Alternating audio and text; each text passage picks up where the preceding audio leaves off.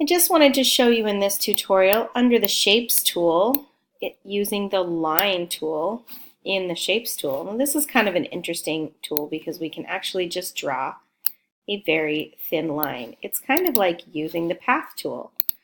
We do still need to color it. We can color it if we need to. I'm going to come in here and create a very deep, deep blue with that line. But it's just an interesting tool to understand.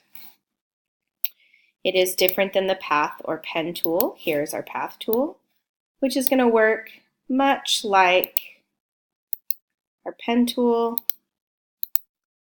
in Illustrator, where we can create a path and a custom shape, which we can then fill in with whatever color we wanted.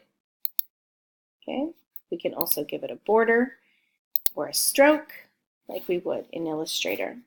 So that is how to create something with both the Line tool and the Path tool.